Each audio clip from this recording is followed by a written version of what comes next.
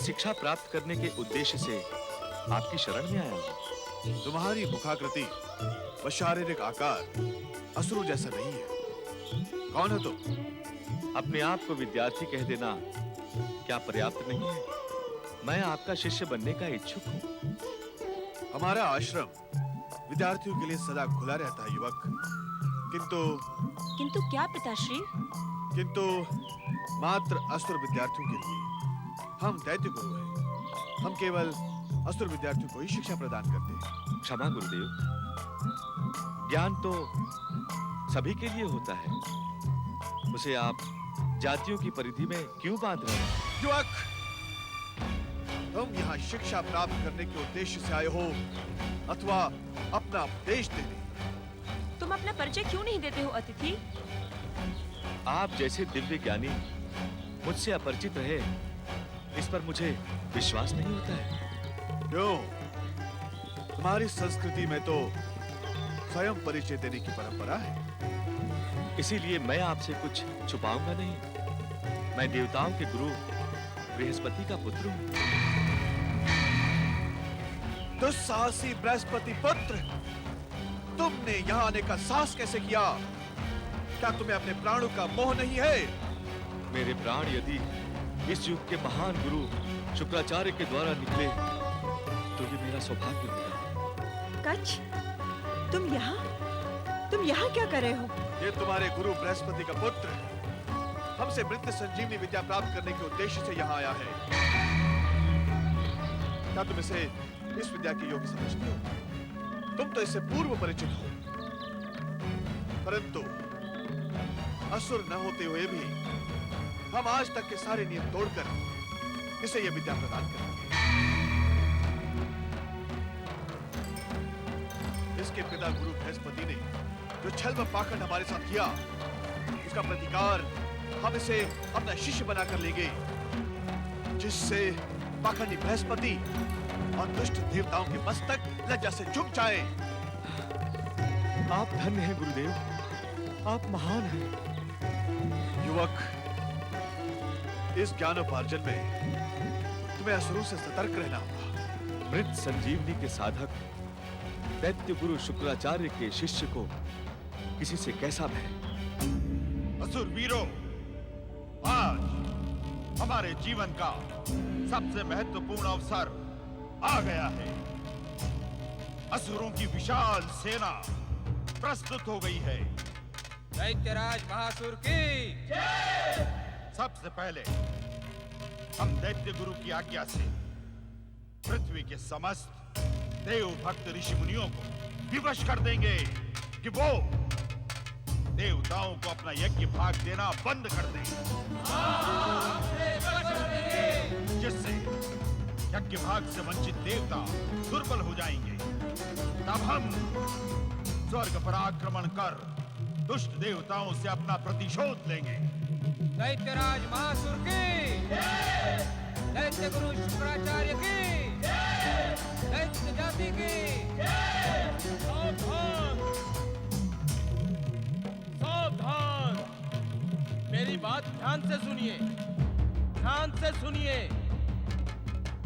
क्षमा करें दैत्यराज,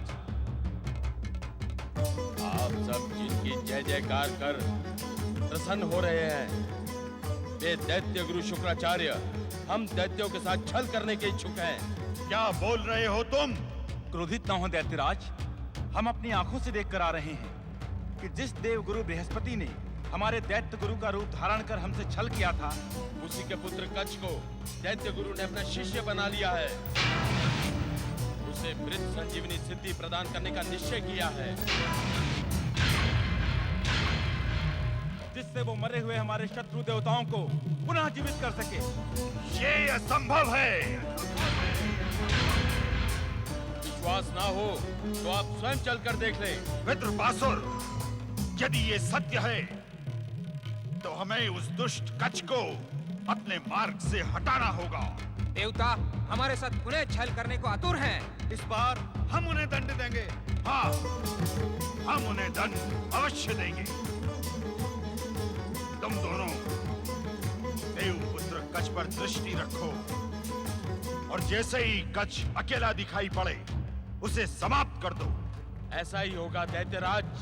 परंतु सावधान, दैत्य गुरु को इस बात का संकेत न मिले। जो आज्ञा स्वामी। और ध्यान रहे, हमारे गुरु की पत्नी इंद्र की पुत्री जयंती है। देवयानी भी उसी से उत्पन्न हुई है। देवताओं के प्रत्येक षड्यंत्र में वो हमारे विरुद्ध उनकी सहायता करती रही है।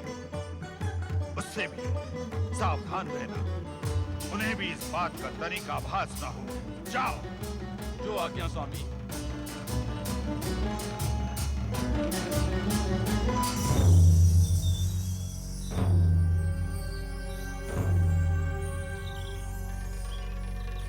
विकटासुर, तुम अपनी सिद्धि की सहायता लेकर कुटिया के भीतर जाकर देखो। किसे ढूंढ रहे हो तुम लोग? किसी को नहीं दैत्य गुरु। प्रणाम। प्रणाम। विद्रुपासुर, तुम हमारी प्रतीक्षा क्यों कर रहे थे? असुर राज आपसे भेंट करने के इच्छुक थे।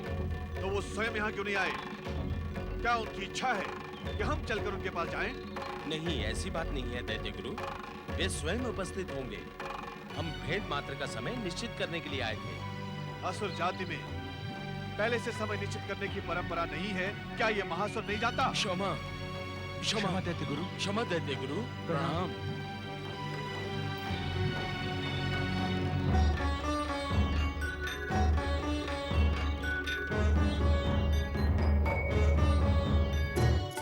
कच्छ, मैं स्वप्न में भी नहीं सोच सकती थी कि तुमसे यहाँ भेंट होगी।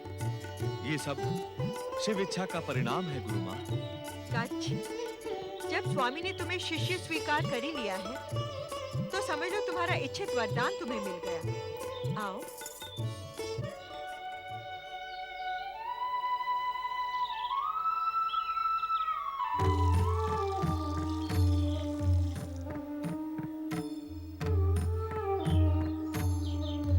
मुझे आशीर्वाद दीजिए गुरुदेव, जिससे मैं एक योग्य शिष्य बनने का कर्तव्य निभाते हुए आपसे ज्ञान प्राप्त कर सकूं। आज तुम्हारी शिक्षा प्राप्ति का पहला दिवस है। मैं तुमसे कुछ प्रश्न पूछने का इच्छुक हूँ। अवश्य गुरुदेव। आश्रम के नियम के विषय में तुम क्या जानते हो? गुरुदेव, एक विद्यार्थी के लिए आश्रम मात्र शिक्षा प्राप्ति का केंद्र नहीं, अपितु आश्रम में उसके बहुमुखी व्यक्तित्व का विकास होता है। इसीलिए आश्रम को मात्र आश्रम नहीं, अपितु सत्कर्म सदाचार का केंद्र समझना उचित होगा। एक शिष्य का आश्रम के प्रति क्या कर्तव्य है? आश्रम व्यवस्था से जुड़े प्रत्येक कार्य के लिए शिष्य ही उत्तरदायी है। अर्थात आश्रम की स्वच्छता, आश्रम की देखभाल, आश्रम के पशुओं की सेवा, गुरु एवं गुरु परिवार की, माता पिता भाई बहन की सहज आज्ञा का पालन करना। ज्ञान का मार्ग क्या है? गुरुदेव, ज्ञान का कोई मार्ग नहीं होता है। उसका मार्ग ज्ञान प्राप्त करने वाले को स्वयं ही निश्चित करना पड़ता है। मनुष्य जीवन भर विद्यार्थी है गुरुदेव। ज्ञान प्राप्त करने के मार्ग उसे जीवन पर्यंत खुले रखने आवश्यक है। गुरु के विषय में तुम्हारे क्या विचार हैं?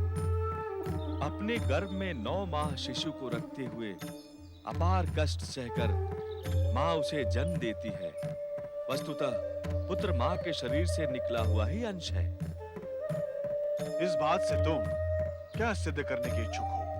यही कि अपने हृदय के टुकड़े को योग्य बनाने की कामना लेकर ही माँ उसे गुरु के चरणों में डाल देती है, जिस पर अपना हृदय का टुकड़ा देने के लिए माँ विश्वास कर सकती है। उस गुरु का स्थान शिष्य के लिए माता पिता से भी श्रेष्ठ है। उत्तम, अति उत्तम। तुम्हारे उत्तर तर्क संगत है। ये आपके सानिध्य का परिणाम है। नहीं, ये तुम्हारे योगी पिता के संरक्षण का प्रभाव है। कच्छ, आश्रम के पशुओं को वन में चराने ले जाओ और अपने सेवा कार्य का प्रारंभ करो। जो आज्ञा गुरुदेव। प्रणाम।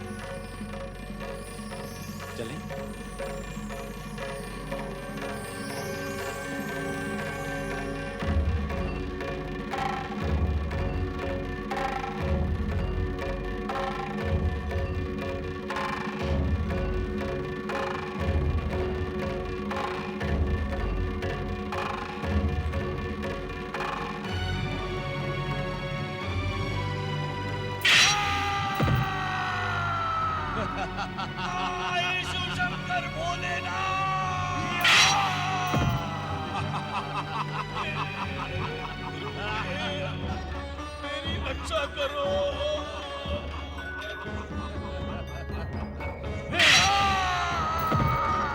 अब तुम्हारी रक्षा यमराज ही करेंगे।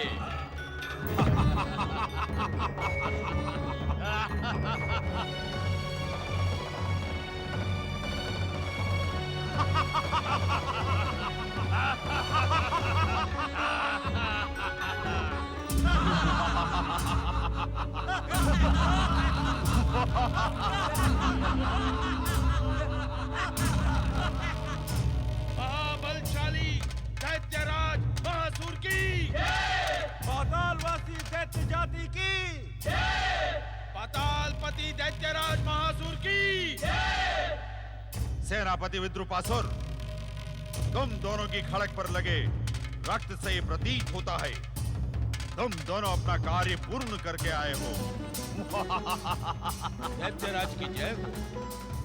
हमने दैत्य शत्रु कच्छ को खंड खंड करके वन में फेंक दिया है। दैत्यराज महासुर की, दैत्य जाति की। विद्रुपासुर, दैत्य गुरु शुक्राचार्य को इस कार्य का संकेत तो नहीं मिला ना? ना शुक्राचार्य, ना जयंती और ना ही देवयानी, किसी को भी कच्छ की मृत्यु का कोई संकेत नहीं मिला। हमारा शत्रु कच्छ सदा सदा के लिए समाप्त हो गया असुरराज। दैत्य जाति के प्रति तुम्हारी निष्ठा से हम प्रसन्न हुए। तुम दोनों बधाई के पात्र हो। बधाई हो, बधाई हो, बधाई हो।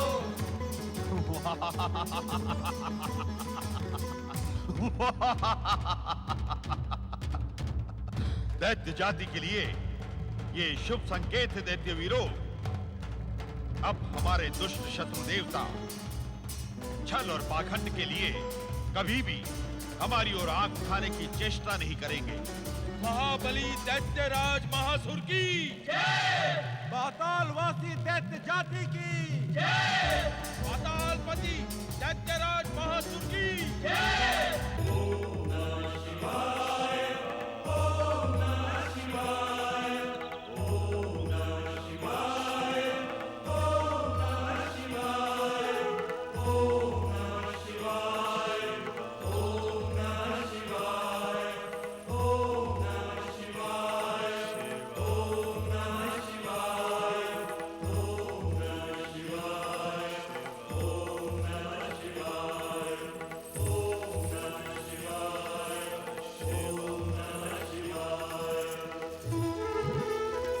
माता, संध्या होने ही वाली है, किंतु आश्रम के पशुओं को चराने लगे कच्छ का अभी तक कुछ पता नहीं।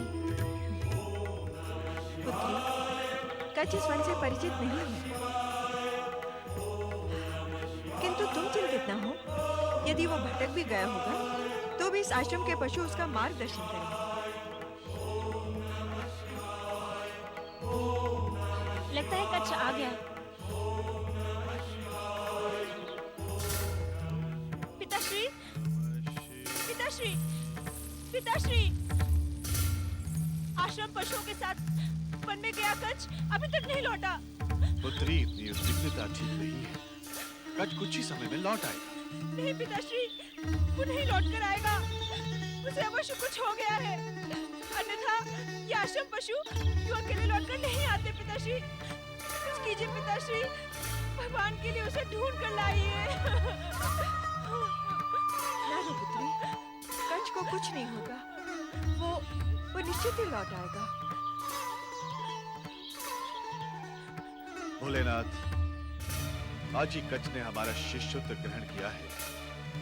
आज उसका पहला दिवस है, वो लौट कर क्यों नहीं आया? भोलेनाथ, कहाँ है वो? अब मुझे भी उसकी चिंता हो रही है।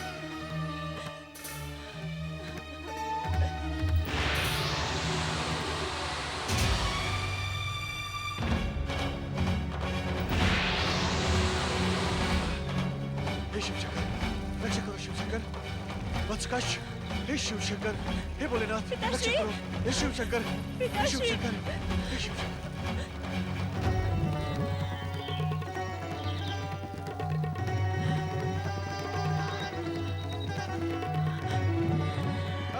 कहाँ हो तुम? प्रिय शिष्य कहाँ हो तुम? देवगुरु बृहस्पति पुत्र कहाँ कच कहाँ हो तुम? हे शिव शंकर, कहाँ है मेरा प्रिय शिष्य कच? हे भोलेनाथ, इस दीनहीन शुक्राचार्य की सहायता करो। भोलेनाथ, कहाँ है मेरा प्रिय शिष्य कच? भोलेनाथ।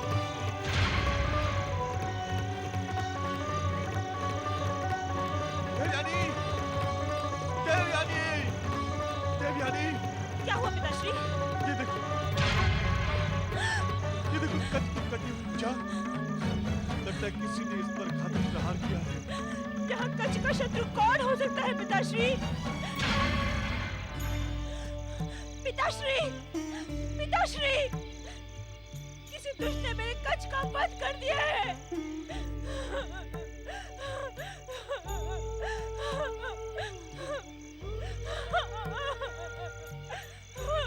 शांत हो जा पुत्री, शांत हो जा। किसी दुष्ट की दुष्टता शिव भक्तों के ऊपर नहीं चलती। मैं अभी मृत्यु संजीवनी सिद्धि का प्रयोग कर कच को पुनर्जीवित करूंगा। मरा हुआ व्यक्ति कभी जीवित नहीं हो सकता पिताश्री, यह संभव है। कच। इस प्रकार हाहाकार न कर पुत्री। शिव की सृष्टि में शिव भक्तों के लिए कुछ भी असंभव नहीं है। तो देख शिव की कृपा।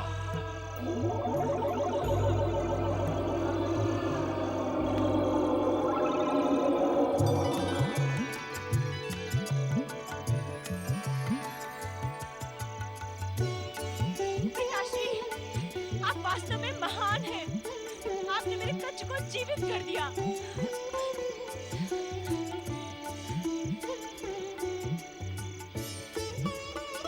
गुरुदेव, देवयानी, आप दोनों यहाँ क्या कर रहे हैं? देवगुरु पुत्र कच्छ, पहले तुम ये बताओ कि तुम पर प्राण घातक प्रहार किसने किया था? मुझ पर प्राण घातक प्रहार? नहीं, मुझ पर किसी ने प्राण घातक प्रहार नहीं किया। ऐसा हुआ होता तो मैं आपको जीवित कैसे मिलता? शिव जी की कृपा से, मृत संजीवनी सिद्धि के प्रयोग से पिताश्री ने तुम्हें पुनः जीवन दिया है। अवश्य ही किसी शत्रु ने तुम्हारा वध किया था। कच्छ, कौन है वो शत्रु? हमें निसंकोच बताओ। हम उस दुष्ट शत्रु को सदा सदा के लिए समाप्त कर देंगे। क्षमा गुरुदेव, मेरी स्मृति में ऐसा कुछ भी नहीं है। निश्चित ही पहला प्रहार पीछे से किया गया होगा, जिससे तुम्हारे प्राण पखेरु उड़ गए होंगे। इसीलिए तुम्हारी स्मृति में कुछ नहीं है। किंतु दुष्ट को उसकी दुष्टता का दंड मिलना आवश्यक है पिताश्रेष्ठ, अन्यथा उसका दुस्साहस और अधिक बढ़ जाएगा। तुम उसकी चिंता न करो पुत्री, शत्रु का पता हम लगाएंगे। चलो आश्रम चलते हैं। हमारी माता श्री चिंतित हो। चलो। ओम नमः शिवाय, ओम नमः शिवाय, ओम नमः शिवाय, ओम नमः शिवाय, ओम नमः शिवाय, ओम नमः शिवाय, ओम नमः शिवाय, ओम नमः शिवाय, ओम नमः शिवाय, ओम नमः शिवाय, ओम नमः शिवाय, ओम नमः शिवाय, ओम नमः शिवाय। त्रिलोकीनाथ भगवान भोलेनाथ की, कैलाशपति शिव शंकर की, चराचरपति भगवान भोलेनाथ की। भोलेनाथ, मैं देवगुरु बृहस्पति की एक प्रार्थना लेकर आपके चरणों में उपस्थित हुआ हूँ। भोलेनाथ, देवगुरु बृहस्पति अपने पुत्र कच्छ को लेकर अत्यधिक चिंतित हैं। उन्हें ऐसा आभास है कि असुर उनके पुत्र कच्छ को जीवित देखने की इच्छुक नहीं है। बृहस्पति का आभास सत्य पर आधारित है नहीं। एक बार तो असुरों ने कच्छ का वध कर भी दिया। अर्थात देवाधिदेव, चिंतित न होना, हमसे प्राप्त मृत संजीवनी विद्या का प्रयोग कर शुक्राचार्य ने बृहस्पति के पुत्र कच्छ को जीवित भी कर दिया है। नारायण नारायण। परंतु भोलेनाथ, कच्छ का भविष्य? नारद, आवश्यकता से अधिक न समझना ही उचित होता है। नारायण नारायण। परंतु भोलेनाथ कुछ भी ना समझना क्या अनुचित नहीं? नारद, क्या तुम ज्ञान की चलायमान गति को जानते हो? ज्ञान की गति? नहीं भोलेनाथ, कृपया मुझे बताएं। नारद, ज्ञान का जन्म कहां से हो? चेतना से। और चेतना का? चेतना का?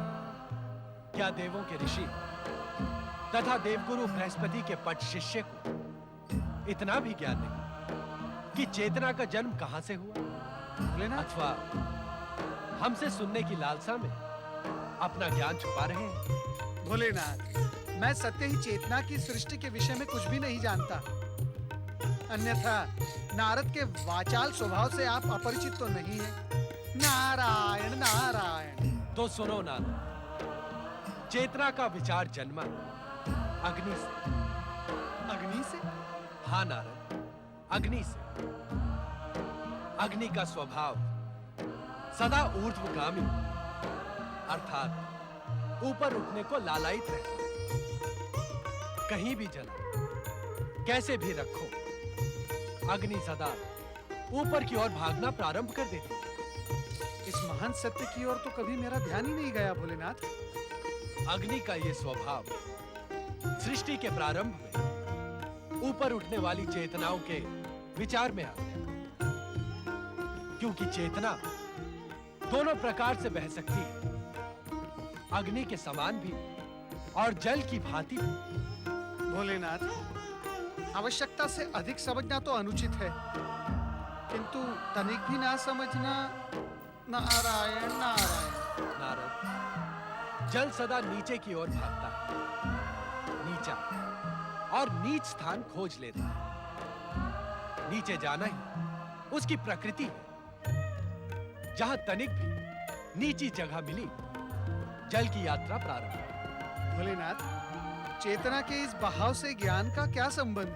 संबंध है नारद। जो जितना अधिक ऊंचा उठेगा, वो उतना ही अधिक मुझ परमात्मा में विलीन हो जाएगा। जो जितना नीचे उतरेगा, वो उतना ही अधिक उपस्थित रहेगा, अर्थात मुझसे दूर रहेगा। भोलेनाथ, सृष्टि के प्रत्येक रहस्य के रहस्य आप ही हैं। अपने इस गूढ़ रहस्य को तनिक सरलता से स्पष्ट करें भोलेनाथ, जिससे हम सब अज्ञानियों को भी समझ में आ जाए। प्रायः विद्वान लोग अज्ञानी बने रहने का ढोंग करते हैं। नंदी, कहीं तुम भी तो? नहीं नहीं भोलेनाथ। भोलेनाथ, कहीं हम अपने विषय से भटक न जाएं। भटकना हमारा स्वभाव नहीं है ना। क्षमा करें चराचरपति, मुझे क्षमा करें। विषय को जानने की जिज्ञासा में मैं निरर्थक प्रलाप कर गया, मुझे क्षमा करें। अग्नि को आकाश की ओर जाते देखो ना, वो थोड़ी दूर तक ही दृश्यमान रहती है, फिर अदृश्य हो जाती है। हाँ प्रभु। और जल अपनी नीचे की यात्रा में अपने स्वरूप के साथ सदा उपस्थित रहने को लालायित रहता है। अधिक नीचे जाने पर हिम के समान कठोर बन जाता है। हम कुछ समझे नहीं भोलेनाथ। साधारण भाषा में कहें तो जल की प्रकृति अहंकार की प्रकृति है। कारण कि कठोरता में ही अहंकार का वास होता है। वो अहंकार ही है जो सदा सदा उपस्थित रहने का इच्छुक होता है। समझ गया भोलेनाथ, मैं समझ गया। नारायण नारायण। तनिक हमें भी स्पष्ट करें देवर्षि। नंदी महाराज, अग्नि और ज्ञान का स्वभाव इस कारण से है कि वे दोनों ऊपर से उठकर सर्वोच्च सत्ता में विलीन होने के लिए आतुर रहते हैं। हे भोलेनाथ, इसमें कोई संदेह नहीं कि अधिकांश प्राणी जल की प्रकृति जैसा जीवन व्यतीत करते हैं, क्योंकि अग्नि जैसा जीवन व्यतीत करना कठिन है। क्यों प्रभु? क्योंकि शुद्ध की रक्षा तथा अशुद्ध को भस्म कर देने का साहस अन्य किसी में नहीं है। अर्थात स्वर्ण को अग्नि में जलाकर देखो, अग्नि अशुद्ध को भस्म कर शुद्ध को निखार देगी। यही कारण है कि हम त्रिदेव कठिन क्षणों में अग्नि परीक्षा अथवा अग्नि के साक्ष्य पर विश्वास करते हैं। नारायण नारायण। अग्नि तथा ज्ञान की चलायमान गति इस कारण भी एक समान है नारद। अग्नि के समान ज्ञान भी माया, मोह, मद, लोभ तथा अहंकार से प्राणी की रक्षा कर परमात्मा में विलीन करने का मार्ग सुलभ करवाता है। क्षमा भोलेनाथ, क्षमा। क्या हुआ नारद? भोलेनाथ, ये प्रसंग देवगुरु बृहस्पति के पुत्र कच्छ के संबंध में उठा था। वह भी तो दैत्य गुरु शुक्राचार्य के पास ज्ञान प्राप्त करने के लिए गया था। भोलेनाथ, कहीं ऐसा तो नहीं कि उसके मृत्यु को ज्ञान की यात्रा से? नहीं नहीं भोलेनाथ, हर हर महादेव। मृत्यु तो एक कठोर सत्य है ना, उससे भयभीत होने की आवश्यकता नहीं है। तो क्या भोलेनाथ? तुम पर यह रहस्य इस कारण भी उद्घाटित किया गया है नारद कि यदि तुम्हारे मन में दैत्य गुरु शुक्राचार्य के दर्शनों की इच्छा जागृत हुई हो तो उनसे भी यह रहस्य उद्घाटित करते हुए इतना अवश्य कह देना कि भविष्य में कच्छ के विषय में सावधान रहे। नारायण नारायण। अब तो मुझे दैत्य गुरु शुक्राचार्य के दर्शनों का सौभाग्य प्राप्त करना ही होगा भोलेनाथ। परंतु दैत्य गुरु शुक्राचार्य के सावधान रहने का तात्पर्य मैं समझा नहीं भोलेनाथ। सावधान रहने से हमारा तात्पर्य यह है ना कि इस बार शुक्राचार्य की चेतना रूपी मृत संजीवनी सिद्धि को अपने ज्ञान की अग्नि परीक्षा देनी है। उन्हें स्वयं यह निश्चित करना है कि उन्हें जल का मार्ग प्रिय है अथवा अग्नि का। अर्थात इस बार स्वयं शुक्राचार्य के प्राण भी संकट में पड़ सकते हैं। क्या असुर इतना दुस्साहस भी कर सकते हैं? इस प्रश्न का उत्तर भविष्य के गर्भ में रहने दो। नारायण नारायण। ओम नमः शिवाय मंत्राय महामंत्रेश्वराय च। ओम नमः शिवाय मंत्राय महामंत्रेश्वराय च। तन्मंत्राय सर्वरोगहराय साक्षात् शिवस्वरूपाय नमः। तन्मंत्राय सर्वरोगहराय साक्षात् शिवस्वरूपाय दैत्य गुरु, हमारे शत्रु के पुत्र को सिद्धियां दिलाने का प्रयत्न कदापि न करें, अन्यथा इसका परिणाम आपके हित में नहीं होगा। क्षमा करें देवाधिदेव ईश्वर।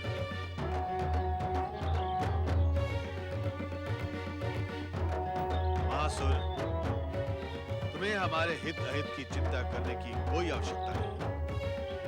दैत्य गुरु, आप इस दुष्ट को शीघ्र अतिशीघ्र यहां से भगा दें।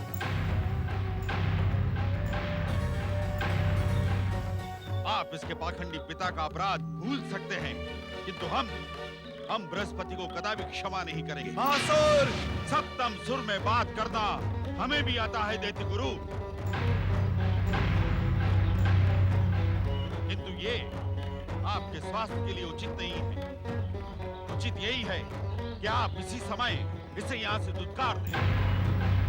तो तुम भी स्पष्ट क्यों नहीं कहते कि तुम भी मुझे दैत्य गुरु के रूप में देखने के इच्छुक नहीं हो? यदि दैत्य गुरु दैत्यों के प्रति अपने कर्तव्य से विमुख हो जाएं, तो ये सब हम शांत होकर सहन नहीं करेंगे। दैत्य गुरु, क्या ये सत्य नहीं कि आप हमारे शत्रु को बढ़ावा देकर हमारे शत्रु बनने का दुष्कर्म कर रहे हैं? दैत्यराज, तुम अपनी मर्यादा को भूलकर उस गुरु का अपमान कर रहे हो जिन्होंने कठिन क्षणों में आपको जीवन प्रदान किया। उन्हीं कठिन क्षणों को याद कर हम अभी तक शांत थे देवयानी, अन्यथा क्या कर लोगे तुम महासुर? करने को तो मैं बहुत कुछ कर लूंगा दैत्य गुरु।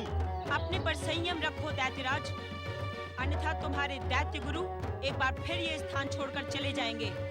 आप दोनों माँ पुत्री ने मिलकर हमारे दैत्य गुरु की बुद्धि को भ्रष्ट कर दिया है। वे अच्छा बुरा सब भूल गए हैं।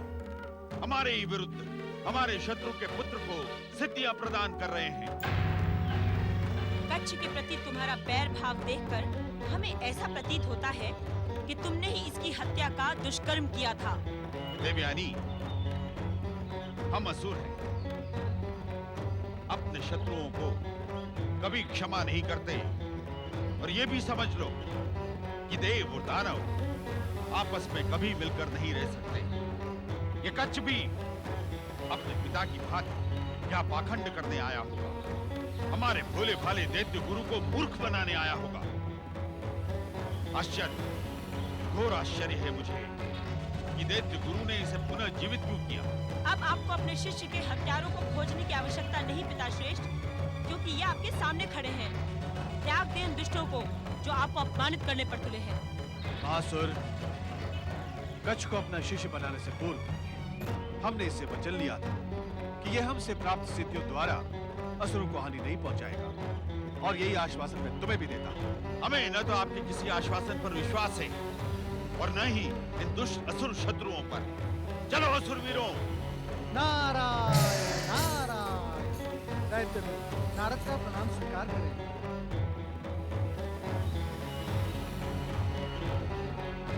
दैत्यराज, आप देख रहे हैं दैत्य गुरु का आश्रम हमारे दुष्ट शत्रुओं की गुप्तचरी का केंद्र बन गया है।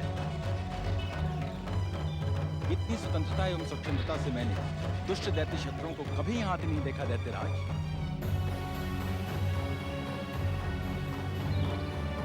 सब कुछ देखा। अब इस दुष्ट दैत्य शत्रु की अंतिम व्यवस्था मुझे ही करनी पड़ेगी। महेश्वर शिव देवर्षि नारद को संकेत देते हैं कि शुक्राचार्य को असुरों से सावधान रहने की आवश्यकता है, कारण कि दैत्य गुरु के प्राण भी संकट में पड़ गए हैं। उधर महासुर दैत्य गुरु को चेतावनी देता है कि वे कच्छ को सिद्धियां प्रदान करने का अपना दृढ़ निश्चय छोड़ दें, अन्यथा इसका दुष्परिणाम दैत्य शत्रु कच्छ को भुगतना पड़ेगा। उत्तर में देवयानी महासुर को कच्छ की हत्या के लिए दोषी ठहराती हुई प्रताड़ित करती है, जिस पर क्रोधित महासुर कहता है, देवयानी, हम असुर हैं। अपने शत्रुओं को कभी क्षमा नहीं करते। और ये भी समझ लो कि देव और दानव आपस में कभी मिलकर नहीं रह सकते। ये कच्छ भी अपने पिता की भांति यहाँ पाखंड करने आया होगा। हमारे भोले भाले दैत्य गुरु को मूर्ख बनाने आया होगा।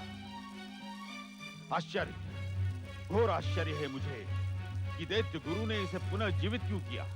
अब आपको अपने शिष्य के हत्यारों को खोजने की आवश्यकता नहीं पिताश्रेष्ठ, क्योंकि ये आपके सामने खड़े हैं। त्याग दें उन दुष्टों को जो आपको अपमानित करने पर तुले हैं। महासुर, कच्छ को अपना शिष्य बनाने से पूर्व हमने इससे वचन लिया था कि यह हमसे प्राप्त सिद्धियों द्वारा असुरों को हानि नहीं पहुंचाएगा। और यही आश्वासन मैं तुम्हें भी देता हूं। हमें न तो आपके किसी आश्वासन पर विश्वास है और न ही इन दुष्ट असुर शत्रुओं पर। चलो असुर वीरों। नारायण नारायण। दैत्य गुरु, नारद का प्रणाम स्वीकार करें।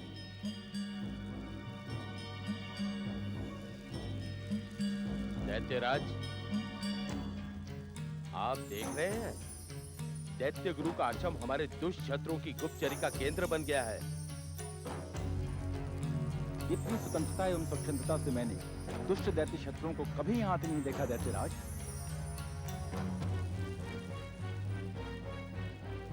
सब कुछ देखा। अब इस दुष्ट दैत्य शत्रु की अंतिम व्यवस्था मुझे ही करनी पड़ेगी। चलो। देव ऋषि, आप भगवान भोलेनाथ को मेरा धन्यवाद देते हुए कहना कि ये शुक्राचार्य एक बार अपनी भूल के लिए प्रताड़ित होकर सिद्धि विहीन हुआ था। अब ऐसा अवसर नहीं आएगा। हम सबको आप पर विश्वास है दैत्य गुरु।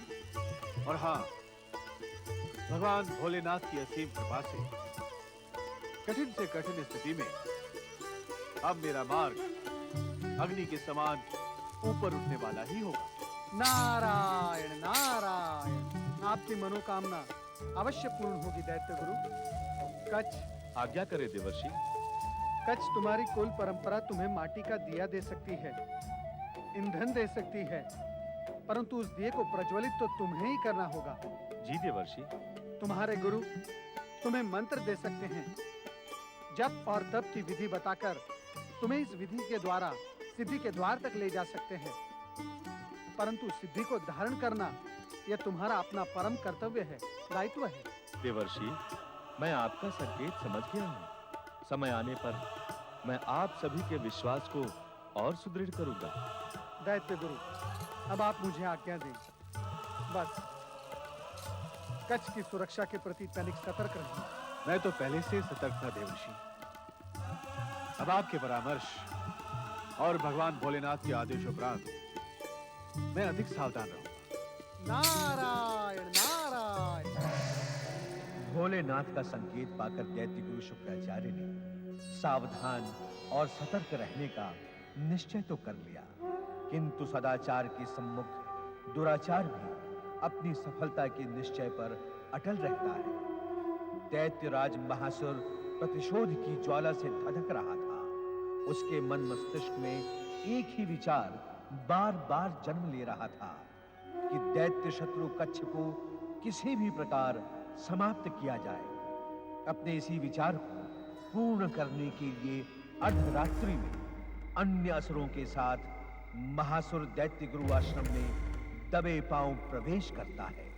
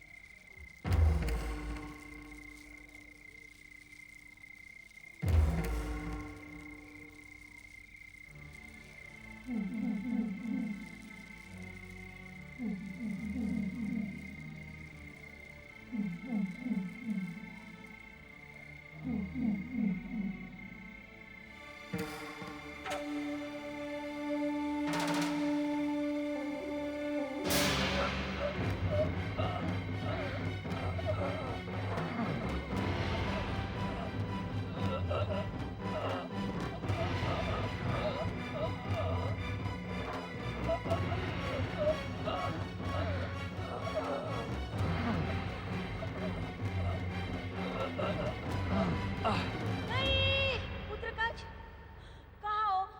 पुत्रकाज।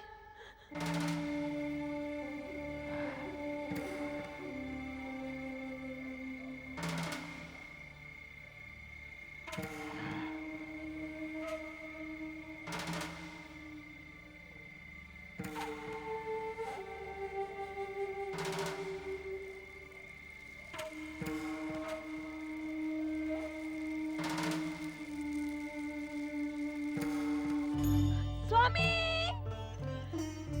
स्वामी, पुत्रकाज, स्वामी, स्वामी, पुत्रकाज। क्या बात है तारा? स्वामी, मेरे कच्छ के प्राण संकट में है। मैंने स्वप्न में देखा कि कई असुर मिलकर मेरे कच्छ के प्राण ले रहे हैं। स्वप्न सदा सत्य पर आधारित नहीं होता तारा। हमारे मन की व्याकुलता ही स्वप्न का रूप धारण कर लेती है। तुम कच्छ के लिए चिंतित ना हो। दैत्य गुरु शुक्राचार्य ने हमारी शत्रुता को भूल कर उसे शिष्य बना लिया है। वो कभी भी उस पर कोई संकट नहीं आने देंगे। ये स्वप्न नहीं है स्वामी, एक माँ के हृदय की अनुभूति है। आप अपनी दिव्य दृष्टि से देखिए कि हमारे प्रिय कच को कुछ हुआ तो नहीं। ओम नमः शिवाय।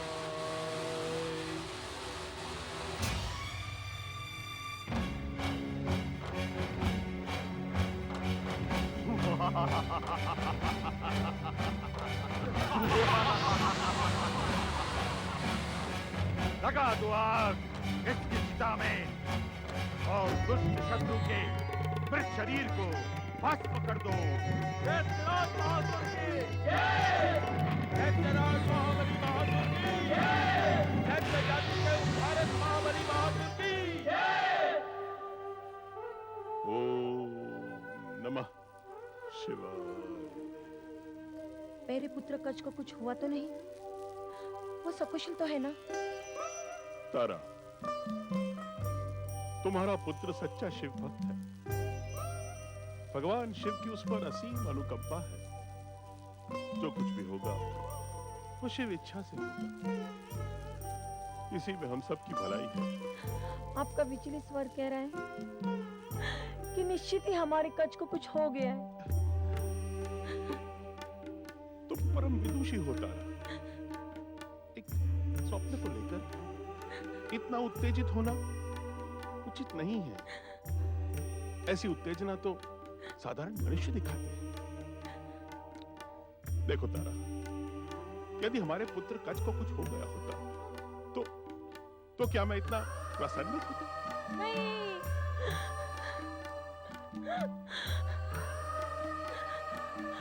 अब मुझे विश्वास हो गया स्वामी। किस बात का विश्वास हो गया है? कि मेरा पुत्र कच इस संसार में जीवित नहीं है।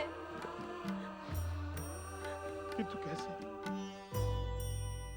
आपकी प्रसन्नता स्वाभाविक नहीं स्वामी।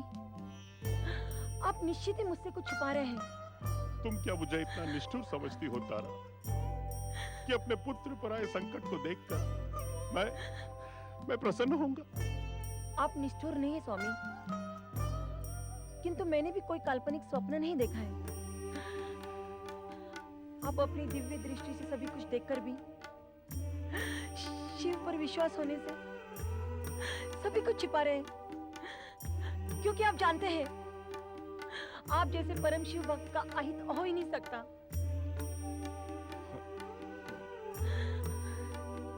एक माँ के हृदय की भावनाओं को एक पिता नहीं समझ सकता।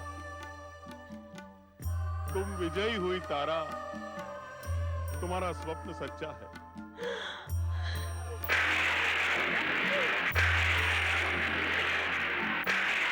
हमारा कच,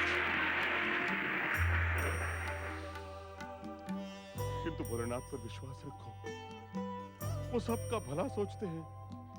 ये बात बताने में आपने कितनी देर लगा दी स्वामी, कितनी देर लगा दी।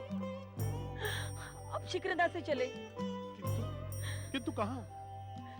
भोलेनाथ की आराधना कर उनसे अपने पुत्र के जीवन की भीख मांगने। तारा, अब विलंब न कीजिए स्वामी, वैसे ही बहुत देर हो गई है। इस स्थिति में शिव स्मरण के अतिरिक्त अन्य कोई उपाय नहीं है। तारा, ये आप क्या कर रहे हैं स्वामी? उठिए। पति और पत्नी तो बहुत छोटी बात है तारा। मैं तुम जैसी महान शिव भक्तिनी को प्रणाम कर अपना जीवन सफल बना रहा हूँ। स्वामी, स्वामी उठिए। तारा, तारा, पुत्र की मृत्यु का कठोर समाचार सुनकर भी जो माँ अपनी आस्थाओं पर कठोर विश्वास करे, उसके पुत्र को संसार का कोई भी संकट स्पर्श नहीं कर सकता। आओ। ओम नमः शिवाय, ओम नमः शिवाय। हे शिव शंकर, हे देवाधिदेव, हे भोलेनाथ, हमारे हमारे पुत्र कच्छ की रक्षा करो, रक्षा करो।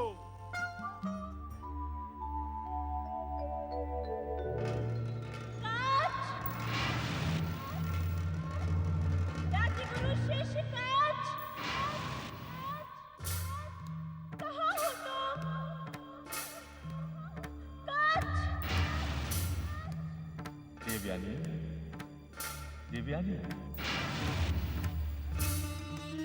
देवयानी, असुरों ने मुझे चिता में जला दिया है। अब तुम मुझे प्राप्त नहीं कर सकती। हाय कच्छ! ये कच्छ! ये तुम्हें क्या हो गया? पिताश्री! पिताश्री! पिताश्री! उन दुष्ट असुरों ने मेरे प्रिय कच्छ को भस्म कर दिया, निर्ममता से भस्म कर दिया। ओम अग्नाय स्वाहा, ओम अग्नाय स्वाहा। पिताश्री, क्या सोचकर आपने अपने शिष्य कच्छ को यूं असुरक्षित छोड़ दिया था? उन दुष्ट असुरों का भय छुपा है आपसे, जो आपके सामने ही कच्छ को हानि पहुंचाने की चेतावनी देकर चले गए। क्या हुआ पुत्री? वही हुआ जो आपकी इच्छा थी। देवयानी, क्या ये सत्य नहीं कि कच्छ की मृत्यु के पहले ही आप देवगुरु बृहस्पति से आपके साथ किए गए छल का प्रतिशोध का निर्णय ले चुके थे? देवयानी, कच्छ को न पाकर तुम विक्षिप्त हो गई हो। तुम्हें भले बुरे का विवेक नहीं रहा। हम पर ऐसा घृणित आरोप लगाते हुए तुम्हें लज्जा नहीं आई? पुत्री देवयानी, तनिक संयम और विवेक से काम लो। कच्छ वन विहार करते हुए दूर निकल गया होगा, शीघ्र ही लौट आएगा पुत्री। जिसका शरीर जलकर भस्म हो गया हो माँ, उसके प्राण कभी लौट कर नहीं आते। मैंने अपनी आंखों से वन में कच्छ के शरीर की भस्म देखी है। ये क्या कह रही हो पुत्री? जो देखा है वही बता रही हूँ पिताश्री, मैं सत्य नहीं कह रही। देवयानी, आओ मेरे साथ। हे भगवान, ये क्या हो गया? अब क्या होगा? दैत्य गुरु अपने शिष्य कच्छ का प्रणाम स्वीकार करें।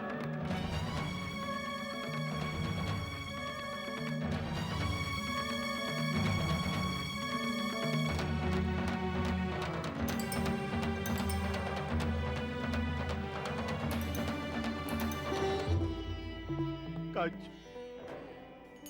प्रिय शिष्य कच्छ, वो दुष्टों ने तुम्हें जलाकर भस्म कर दिया,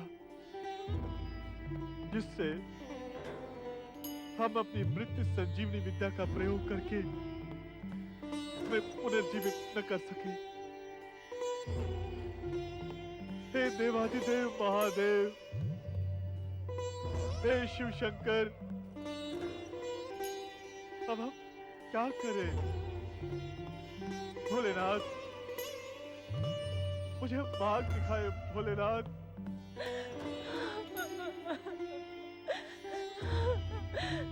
पुत्री, अब रोने और विलाप करने से कुछ नहीं होगा। अपने दुखी हृदय को शिव की भक्ति में लीन कर दो। इस संसार में उससे शक्तिमान और कोई नहीं है। पुत्री, वो असंभव को भी संभव कर सकते हैं। क्या भोलेनाथ हमारी पुकार सुनेंगे? हाँ पुत्री, भोलेनाथ सच्चे मन से निकली पुकार को कभी अनसुना नहीं करते।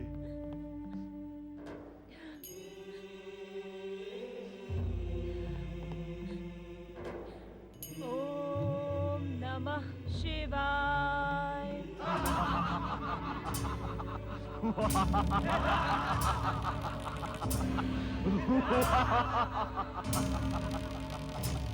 वित्रपासुर, इस दुष्ट शत्रु कच्छ की भस्म को मदिरा में मिला दो, जिससे इस दुष्ट शत्रु का अस्तित्व मदिरा की मादकता में विलीन हो जाए।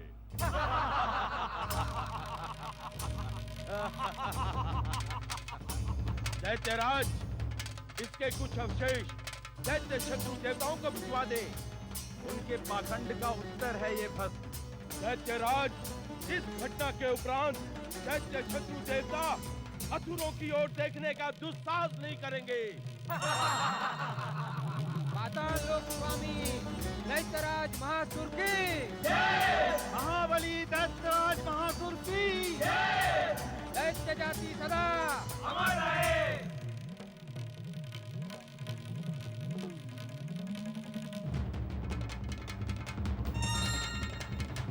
असुरराज, लीजिए, सर्वप्रथम आप ही इसे ग्रहण करें। महासुर, हम तुमसे उत्तर मांगने आए हैं।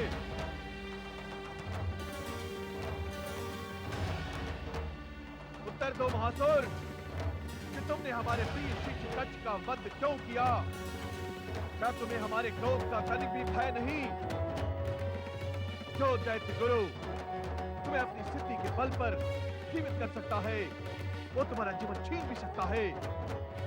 उत्तर दो महासुर, मौन रहकर तुम हमारे क्रोध को और बढ़ा रहे हो। मेरे पास कहने योग्य कुछ भी नहीं है दैत्य गुरु। मैंने अपने मन की बात पहले ही स्पष्ट कर दी थी। ठीक है, मैं तुम्हें स्वयं नहीं मारूंगा, किंतु तुम्हें जीवित रहने के योग्य भी नहीं छोड़ूंगा। दैत्य गुरु, शत्रु की मौत पर कैसा शोक? विशेष रूप से बनाई गई मदिरा पिए। नहीं पीनी हमें तुम्हारी मदिरा। अब हमें असुरों से कोई संबंध नहीं रखना। देवगुरु, मुझे छोड़कर न जाए, मुझे ग्रहण करें।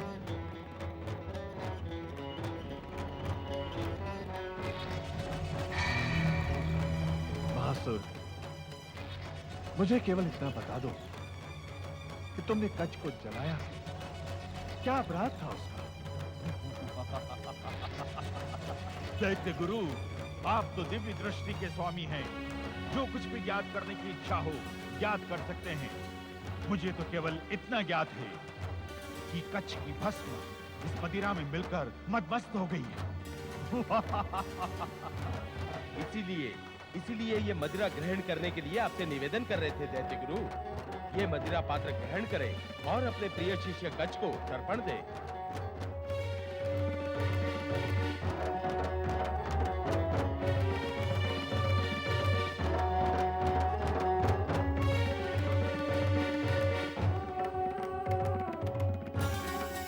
धन्य है आप दैत्य गुरु, धन्य है आप। कच्छ, कच्छ, मैं तुम्हारे बिना जीवित नहीं रह सकती कच्छ, कच्छ। देवयानी, ये क्या कर रही हो तुम? क्या पागल हो गई हो? हाँ, मैं पागल हो गई हूँ। कच्छ के बिना जीने की मैं कल्पना भी नहीं कर सकती। मैं अपने प्राण त्याग दूंगी। अपने पिता पर विश्वास रखो पिता? देवयानी। पिता, ये मेरे पिता नहीं है, कच्छ के हत्यारे हैं। मेरे प्रिय कच्छ के विरुद्ध तो उन्होंने षड्यंत्र किया है। देवयानी, हाँ माँ, मैं सत्य कह रही हूँ। उन्होंने कच्छ की हत्या करके अपने कर्तव्य को निभाया है। वह किसी भी देव को नहीं जिंदा छोड़ेंगे, तुम्हें भी नहीं, मुझे भी नहीं। देवयानी, अपने पिता पर विश्वास रखो। विश्वास? कैसा विश्वास? जो अपने पुत्री के प्रेम का सर्वनाश कर दे, उस पर कैसा विश्वास माता? देवयानी, अपनी मर्यादा मत भूलो। दैत्य गुरु तुम्हारे पिता हैं। पिता? यह इस अभागिनी देवयानी का दुर्भाग्य है माता कि वह दैत्य गुरु शुक्राचार्य की एकमात्र पुत्री है। तेरी मति भ्रमित हो गई है देवयानी। तो अपने पिता को नहीं पहचान पा रही? उस पाखंडी शुक्राचार्य को अब तक नहीं पहचाना था माता, किंतु अब जाके पहचाना है मैंने। देवयानी,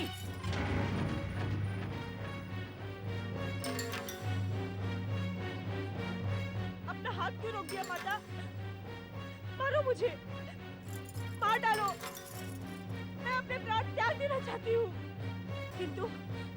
किंतु जो मेरे प्रेम का सर्वनाश करेगा, मैं उसका सर्वनाश अवश्य करूंगी। शुक्राचार्य, मैं तुम्हें श्राप देती हूँ। नहीं पुत्री, तुझे अपने पिता पर विश्वास नहीं, अपनी माता पर तो है ना? अपनी माता पर विश्वास न करने का कोई कारण मेरे सामने नहीं आया है। तो पुत्री, अपनी माता पर विश्वास रख। क्या विश्वास करूं माता, क्या विश्वास करूं? पुत्री, मैं दैत्य गुरु को तुमसे अधिक जानती हूँ। वो जो भी करेंगे उसी में हम सब का कल्याण है। पति के प्रेम के सामने तुमने अपनी पुत्री का मोह त्याग दिया है माता। नहीं पुत्री, पुत्री, एक पत्नी के लिए उसका पति गर्व की अनुभूति होता है, सर्वस्व होता है। किंतु पुत्री, पुत्री तो उसके हृदय का टुकड़ा है। देवयानी, तेरे पिता इतने निष्ठुर नहीं हैं। वो तो प्रेम की उपमा है। कच्छ के बिना मेरे जीवन में अंधकार ही अंधकार है माता, अंधकार ही अंधकार। तो मैं क्या करूं? पुत्री, तू वही कर जो तेरे पिता ने कहा। भगवान शिव की आराधना, वो असंभव को भी संभव कर सकते हैं। देवयानी, पुत्री, अपने पिता पर विश्वास रखो। भगवान भोलेनाथ की कृपा से मैं कच्छ को अवश्य पुनर्जीवित करूंगा। कच्छ का मृत शरीर होता तो मैं निश्चित ही आप पर विश्वास करती, किंतु उसका शरीर तो जलकर भस्म हो चुका है। मुझे झूठा आश्वासन ना दे दैत्य गुरु। मैं जानती हूँ कि कच्छ अब मुझे कभी दिखाई नहीं देंगे। उनकी मृत्यु नहीं, हत्या के दोषी आप हैं, आप।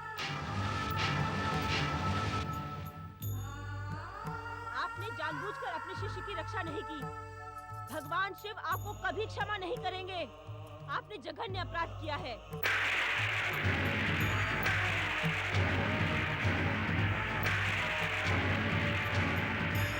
जघन्य अपराध।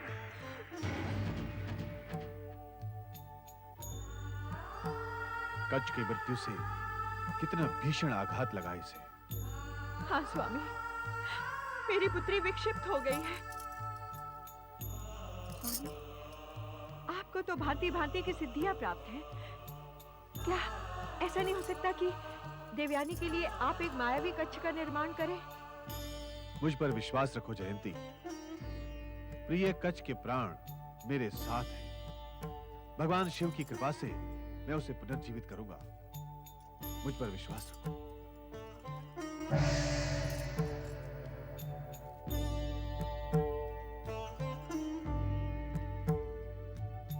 ओम नमः शिवाय, ओम नमः शिवाय, ओम नमः शिवाय, ओम नमः शिवाय, ओम नमः शिवाय,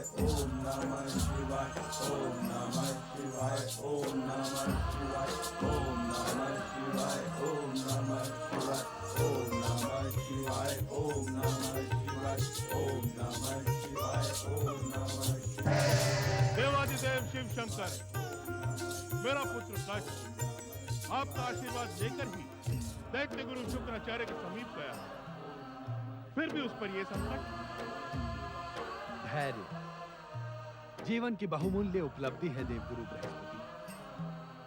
जो हमारा आशीर्वाद प्राप्त करके अपनी यात्रा पर गया हो, उस पर संकट आए, यह आपने सोच भी कैसे लिया? ये देवगुरु बृहस्पति की सोच नहीं है भोलेनाथ, पिता बृहस्पति की उद्विग्नता है। कुछ ही समय में आपकी उद्विग्नता को शांति मिल जाएगी कि कच्छ के जीवन पर कोई संकट नहीं। हे देवादिदेव महादेव, आप सदा मेरे ऊपर कृपालु रहे हैं। आज भी मैं आपकी कृपा प्राप्त करने ही यहाँ आया हूँ। मुझे विश्वास है कि आपकी दया कृपा से प्रिय कच्छ का कुछ अनिष्ट नहीं होगा। महादेव, उसे पूर्व रूप में प्रकट कीजिए। यदि उसे कुछ हो गया तो मैं स्वयं तो कभी क्षमा नहीं कर पाऊंगा। तुम्हारी जिज्ञासा अत्यंत विचित्र है शुक्राचार्य। मैं कुछ समझा नहीं भोलेनाथ। क्या तुमने कच्छ का स्वर नहीं सुना? जो व्यक्ति मृत हो, उसका स्वर कैसे सुनाई दे सकता है? भोलेनाथ, मैंने स्वयं कच्छ को भस्मीभूत देखा है। उसका स्वर सुनकर मुझे अपार आश्चर्य हुआ। कहीं ये मेरा भ्रम तो नहीं? मेरा मार्गदर्शन करें त्रिलोकीनाथ त्रिपुरारी भगवान, मुझे बताएं कि मैं कच्छ को पुनः कैसे प्राप्त कर सकता हूँ।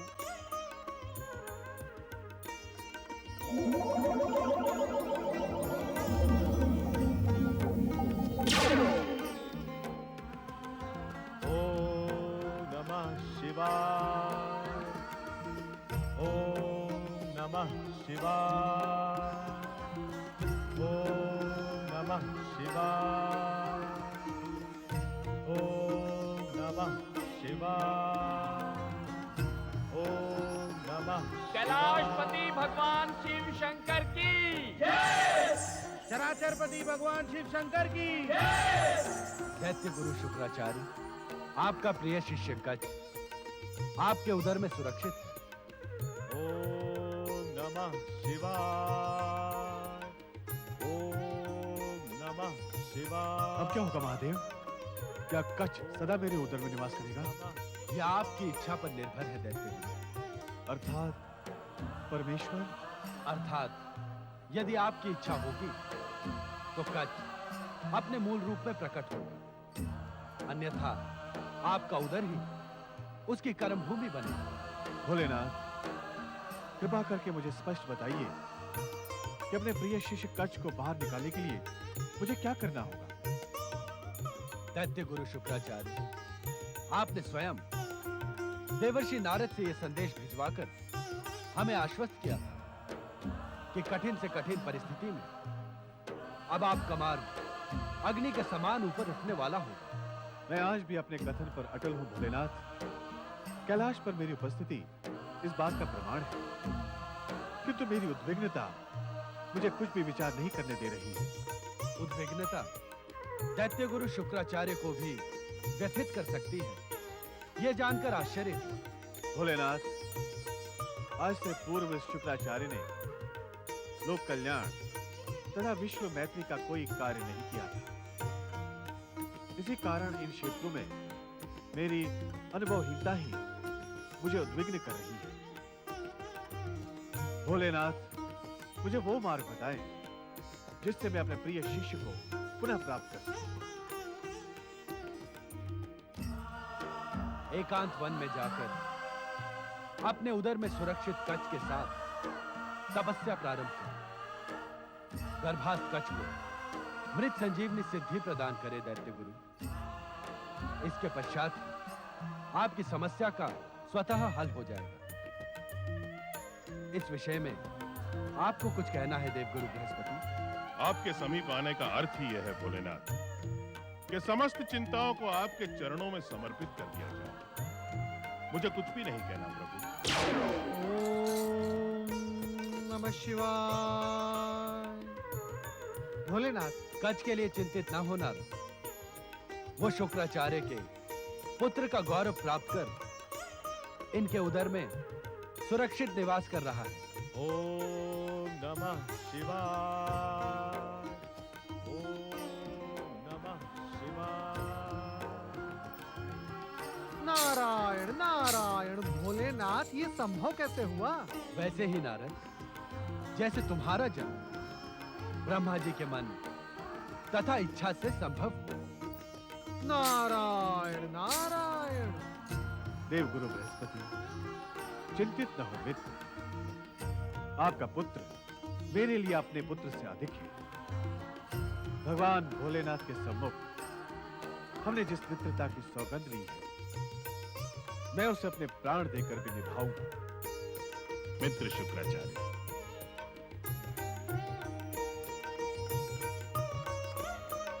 जय शिव शंकर।